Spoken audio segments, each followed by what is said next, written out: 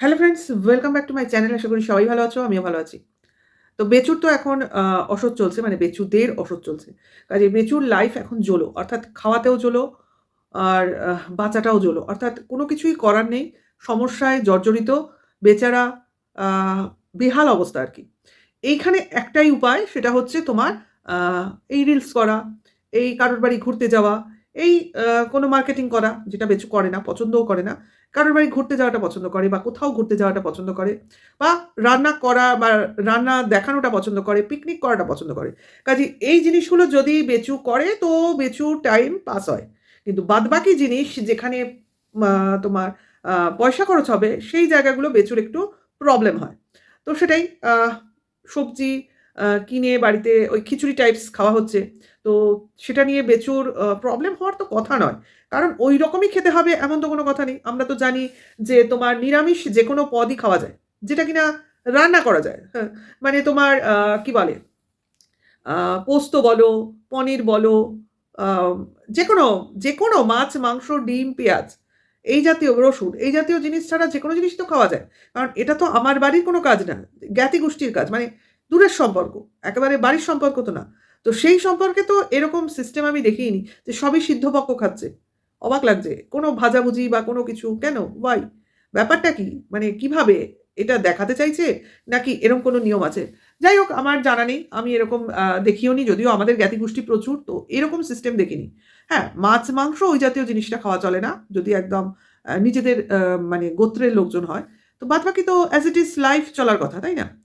যাই হোক, বেচুদের ব্যাপার, বেচুরা বুঝুক।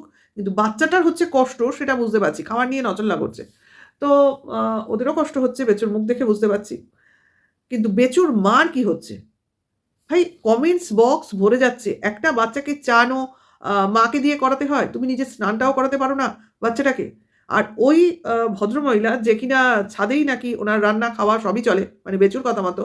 একটা গরম জল কিভাবে উনি করছেন, করে নিয়ে গিয়ে স্নান করাচ্ছেন বাচ্চাটাকে ঢালাঢালি করে। কেন বাড়িতে গিজার নেই? এত জিনিস এত আম ভাবে সাজানো হলো বাথরুম। তো সেইখানে একটা খোলা ছাদে ঠান্ডায় আ গরম জল হলেও খোলা ছাদে হাওয়া তো দিচ্ছে। সেই খোলা ছাদে একটা বাচ্চাকে স্নান করানোর কি প্রয়োজন? আমি তো কিছুতেই বুঝি না।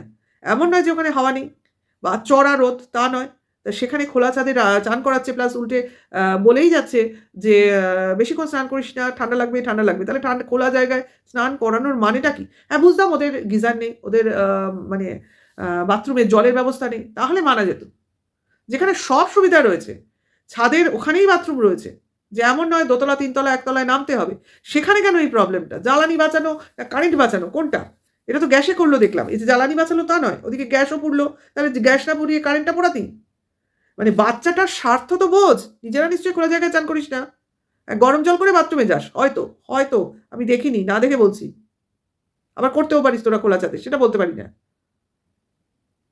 যাই হোক, জিনিসটা খুবই মানে খারাপ লাগে।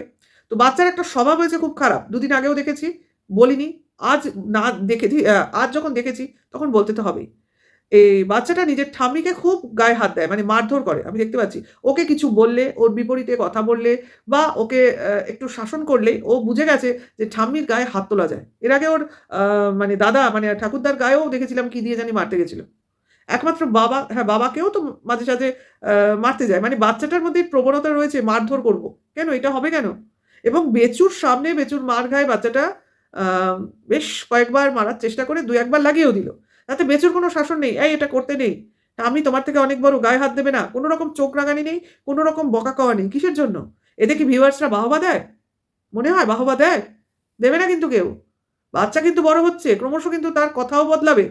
আচরণও বদলাবে। তখন কিন্তু এই বিহেভিয়ার গুলোই ভিউয়ার্সরাই আবার সমালোচনা করতে বসবে যে বেচু বা বেচুর বাড়ির লোক বাচ্চাটাকে শিক্ষা দিতে পারছে না। বলবেই। কারণ এই ধরনের রাস্তাতেই বাচ্চাটা চলছে। পুরো আনহেলথি অবস্থা ওদের। খেতে বসছে। রান্না হয়েছে প্রেশার কুকারে। খুব ভালো কথা। বাচ্চাটা তো যেখানে বসবে জুতো পরে ঘুরে বেড়াচ্ছে। আচ্ছা।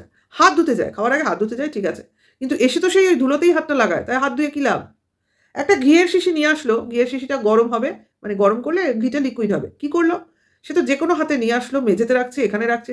শিশিটা ডাইরেক্ট খিচুড়িটার মধ্যে ঢুকিয়ে দিল। মানে ওই ভাত যেটা রান্না করেছে। মানে বোতলটা মোছা-টোছার দরকার নেই। যেটা খাবো সেটার মধ্যে ঢুকিয়ে দিলাম। ঘিটা গরম করার জন্য। ভাবো এটা কোনোদিন তোমরা দেখেছো? হ্যাঁ, আমরা অনেক সময় করেছি যে ভাতের হাঁড়ির ওপর ঘিয়ের শিশি বসিয়ে রেখেছি। মানে ঢাকার উপর বসিয়ে রেখেছি, এমন নয়, ভাতের ভেতর বসিয়ে রেখেছি। যদি বা সেরকম বসাই তাহলে সেক্ষেত্রে ওই ঘিয়ের শিশিটা বাতিল হয়ে যাবে। মানে যেটুকু ঘি আছে গায়ের ওইটুকু গলিয়ে খেলাম, এবার ঘিয়ের শিশিটা ফেলে দেবো। মানে আজকাল তো জানি ঘি আনলে ঘিয়ের সঙ্গে ঘিয়ের শিশি তো দেয়। তো সেই রকম। বাতিল হয়ে যাচ্ছে, কোনো শিশিতে ঘি শেষ হয়ে যাচ্ছে। সেই ক্ষেত্রে আমি এই অ্যাটেম্পটটা নিলেও নিতে পারি। যে কোনো ভাতের হাঁড়ির ওপর রাখলাম বা কোনো মানে কি বলবো? যেটা ওরা রাখলো সেইভাবে রাখলাম। তা নয়, ওতে ঘি রইলো, সেটাকে আবার সরিয়ে রেখে দিল। যে ওটা আবার পরের দিন কাজে লাগবে। তাহলে ভাবো তোমরা এই ভাত, ডাল সব দিয়ে বোধহয় একটা খিচুড়ি টাইপ বানিয়েছিল। তার মধ্যে শিশি রেখেছে। শিশির গায়ে ওইসব ভাতের যে একটা রস বলো, আঠা বলো, মাড় বলো সেটা লেগে গেছে। সেইটাকেই ওরা ধোয়া মোছা করে রেখে দিল। মানে কোনো রকম সিস্টেম নেই বাড়িতে। আবার সেক্ষেত্রে মা ছেলেকে বাহবা দিচ্ছে যে, "আমার মতো ক্যালমা শিখে গেছে ছেলে। তোর বাবা আমাকে দেখে, দেখে অনেক কিছু শিখে যাচ্ছে। এটা শেখা হলো? এটা করা হলো?" আমাদের বাড়িতে যদি এরকম করতাম না, ওর তো মানে কোনো মানে কি বলবো? যদিও আমি এগুলো সেভাবেই চলি যাতে এরকমভাবে না হয়। কিন্তু এরা কোনো কিছুই মানে না। ভাত ধরে সেটাই গায়ে লাগায়। যদিও আমার এগুলো মানার মধ্যে নয়, কিন্তু এরা সেই লেভেলের যায়। সেইজন্য খুব খারাপ লাগছে। একটা ঘিটা আমরা সবসময় একটা নিরামিষ হিসেবে দেখি। যে আমরা ভাতেও খাই, রান্নাতেও দিই। সেইভাবে শিশিটা সেইভাবে মানে সংরক্ষিত রাখি। সেটাকে আমি এতে লাগাচ্ছি, তাতে লাগাচ্ছি, ভাতের মধ্যেই ঢুকিয়ে দিচ্ছি। ভাবো কি কালচার! এগুলো শেখাচ্ছে বা দেখাচ্ছে লোকজনকে, "দেখো তোমরা শেখো, এইভাবেও ঘি গরম করা যায়।" এটা কি কোনো শিক্ষা হলো বা দেখনদারি বিষয় হলো? লজ্জা নেই, নির্লজ্জ ফ্যামিলি। অসভ্য এবং নোংরা ফ্যামিলি। এছাড়া আর কিছু বলার নেই। যে শাড়ি পরে মাঠে ঘাটে ঘোরেন বেচুর মা, সেই শাড়ি পরেই রান্না করে, সেই শাড়ি পরেই বাচ্চাটাকে আদর করে, সেই শাড়ি পরেই ধান ঝাড়ে, সেই শাড়ি পরেই ধানের ধুলোগুলো নিজের গায়ে মাখে। তা বাচ্চাটার শরীর খারাপ হবে না বা ওনার শরীর খারাপ হবে না তো কি আমাদের হবে? মানে এত নোংরা দেখিনি। বেচুর বাবাকে দেখো, যে জামাকাপড় পরে কাজ করে বাইরে যায় সেই জামাকাপড় পরেই খেতে বসে। তা এটা কোনো কালচার? এটা কালচারাল ফ্যামিলি? আর এই কালচারাল ফ্যামিলি নিয়ে লোকে বলতে আসে। এটা দেখার মতো জিনিস। গ্রামের লোক এরকম হয়? আমরা গ্রামের লোক দেখিনি। যথেষ্ট পয় পরিষ্কার হয় গ্রামের লোক। গ্রামের লোক অনেক বেশি আচার-বিচার মানে। গ্রামের লোক অনেক কিছু এই ধরা-ছোঁয়া জিনিসটাও মানে। যে এটা আঁশ, ওটা আঁশ নয়, এরমভাবে সরিয়ে, সরিয়ে রাখে। নুন, হলুদ, তেল সব তোলা, তোলা থাকে। এমন নয় যে আমি সবকিছুতেই সবের হাত লাগিয়ে দিলাম। এরম হয় না। গ্রামের লোক অনেক সুন্দরভাবে জিনিসগুলো স্টোর করে, পয় পরিষ্কার থাকে। খাটে এরা, খাটিয়ে। আর এরা কি? হ্যাঁ, সকালে উঠে বাড়ি ঝাড় দিচ্ছি, ২ টো ৪ টে গাছ পুঁতছি, আমি বিশাল খাটিয়ে হয়ে গেলাম। হ্যাঁ, ওই ধান ঝাড়া, অমুক করা এগুলো তো করবেই। কারণ এগুলো ওদের খাওয়ার জন্য লাগবে। বলল না ধান এখন ভাঙাতে হবে, ভাড়ারে টান পড়েছে। ভাড়ারে আবার টান পড়বে কি? ভাড়ারে তো তোরা ধান রেখেই দিয়েছিস। ওটাকে চালে করা নিয়ে কথা। ভাড়ারে আবার টান কি পড়বে? অদ্ভুত কথা, মানে অশিক্ষিতের মতো কথা। তোদের ভাড়ার তো ভর্তি করে রেখেছিস, টান তো পড়েনি। বল যে, যে চালটা ছিল সেটা ফুরিয়েছে, এবার বাকি চালটা আমায় ভানতে দিতে হবে। তার জন্য আবার একটু শুকনো-টুকোনো করছে। তা তোরা এসব তোদের জমি, তোরা ভাগে দিয়েছিস। তো যেই ভাগের জিনিস তোরা নিবি, তো সেইগুলো তো তোদের খেতে হবে। নাহলে তো তোদের হজম হবে না। তোদের লস হয়ে গেলে তোদের সেই রাত্রে ঘুমাবে? সেই রাত কেন, কয়েক রাত তোরা ঘুমাতে পারবি না।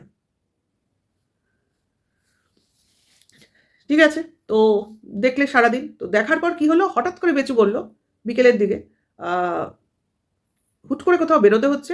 এমার্জেন্সি কাজ এসে পড়ল। নেক্সট ব্লগিং এ বলব কি হচ্ছে, কি চলছে। এখনকার মতো ইতি। ঠিক আছে? তো এই নিয়ে আমাদের কোনো অনুমান ভিত্তিক কথা না বলাই ভালো। কারণ ভাই কি বলতে কি বলবো, কি বুঝতে কি বুঝবো। তবে এমার্জেন্সি যখন বলেছে তখন এমার্জেন্সি তো বটেই। ঠিক আছে? এখন ওটা কোন ধরনের এমার্জেন্সি সেটা তো ভবিষ্যৎ বলবে, তাই না? কারণ এর মধ্যেই আমরা দেখেছি যে এঁচুর একটা আ ব্যায়ামের ভিডিও এসছে। তো সেই ভিডিওতে এঁচুর দেওয়াল বদলেছে। ভাই আমরা দেখার আগে জানে আমরা দেখব। তো তার জন্য নিজেই ইন্ডিকেট করছে। দেওয়াল কিন্তু বদলেছে। মানে কিরকম অসভ্য একটা আ তোমার আ একে বলেই হচ্ছে তোমার বাচাল মহিলা।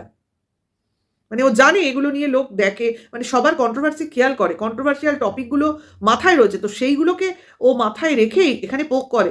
মানে যেন আমাদের খুব দরকার পড়েছে ওকে নিয়ে কথা বলার। এরপর থেকে কথা বলাই বন্ধ করে দেব। কারণ এঁচু বেচুর সঙ্গে আছে বা থাকবে বা সেটা নিয়ে কথা বললাম আলাদা। ওর দেওয়াল, ঘর দেখে তো আমাদের চর্চা করে লাভ নেই। তুই সিক্রেট রুমের বাইরে গেছিস সেটা তো পরিষ্কার। কিন্তু এটা যে আরেকটা কোনো রুম সেটা তো আমরা বুঝতে পারছি এবং সেই রুমের এখনো ওয়্যারিংই কমপ্লিট হয়নি। এরকম একটা ফ্ল্যাটে তুই আছিস। সে কার ফ্ল্যাট? কারোর ফ্ল্যাট তো বটেই। তোর নিজের ফ্ল্যাট নয়। আর তোর নিজের এত ক্ষমতা নেই। তুই আজকে এই ফ্ল্যাটে থাকবি, কাল ওই ফ্ল্যাটে থাকবি। মানে কেনার ক্ষমতা তো ও তো ভাবনার বাইরে। ভাড়া নিবি সেই ক্ষমতাটাই নেই। তোর রোজগার কোথায়? তোর মানে সো কল্ড লাভার সে তোর ভান্ডা ফুটে দিচ্ছে। মানে তোর অকাট ৳২৩০ র বলছে। আমি যদি খুব ভুল না বলি। যাই হোক, এরকম একটা কিছু বলেছে। মানে তুই 200 টাকা নিতি, তোর ম্যাডাম 30 টাকা নিত, এরকম একটা কিছু। মানে তুই এরমভাবে ব্যায়াম শেখাতে যেতি কাউকে, এবং সেই শেখানোর আগে তুই নাকি ইউটিউব ঘাঁটতি। মানে এইভাবে তুই তোর বিজনেস চালাচ্ছিস আরকি। ভাবতে পারিস? এইসব কথা তোর সম্বন্ধে তোর প্রিয় মানুষ এককালে যার সঙ্গে ৭-৮ বছর কাটিয়ে এসছিস সে বলছে। তার মানে তুই কোন লেভেলের?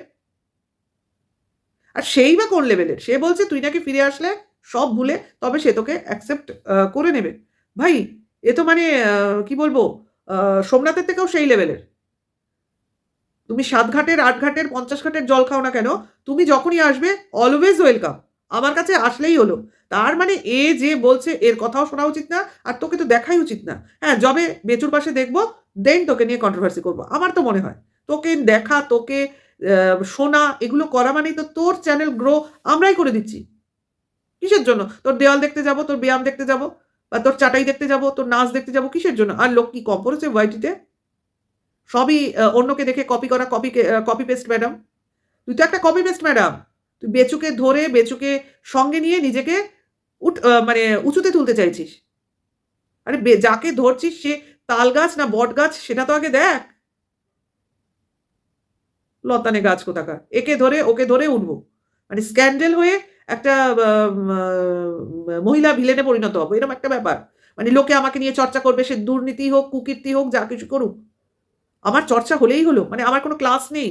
উইথআউট ক্লাস আমি একটা ফালতু মহিলা। তোর ভান্ডা ফুটে দিচ্ছে তোর বয়ফ্রেন্ড। সে বলছে যে তোদের বাবার বাড়ির জমি তোর ওই পিসি ঠাকুমা তাকে দানে দিয়েছে। তাই তোদের এখন আত্মীয়-স্বজনের কথা মনে পড়ছে।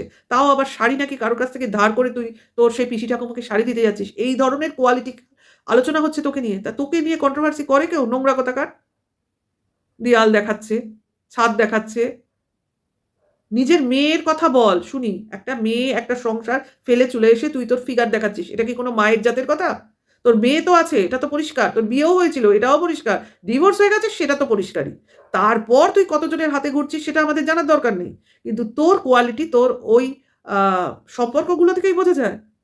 কারা তোকে দেখবে? যে নিজের মেয়ের কথা যে মায়ের মুখে থাকে না, সেই মা আর যাই হোক, কোনো টিচারই হতে পারে না। সে যে শিক্ষাই দিক। আরে তুই ব্যায়াম দেখাচ্ছিস সেটাও তো একটা টিচিং। কে শিখতে যাবে তোর কাছ থেকে? তুই সঠিক শেখাবি কোত্থেকে? তোর নিজের সঠিক জ্ঞান নেই। যাই হোক ভিউয়ার্সরা, আমি এই বেচুর ভিডিওর মধ্যেই এদেরকে নিয়ে বলে দিলাম। কারণ এদেরকে আলাদা ভিডিও করে ভাও দেওয়ার আমি কোনো প্রয়োজনীয়তা মনে করছি না। কারণ এরা নোংরা করতে এসছে ওয়াইটিকে। এই আ তোমার অনুই বলো আর এই সাহাই বলো। এরা ওয়াইটিকে নোংরা করতে এসছে। একজন লাভার তার আ মা গার্লফ্রেন্ডের কথা ওয়াইটিতে ছড়াচ্ছে।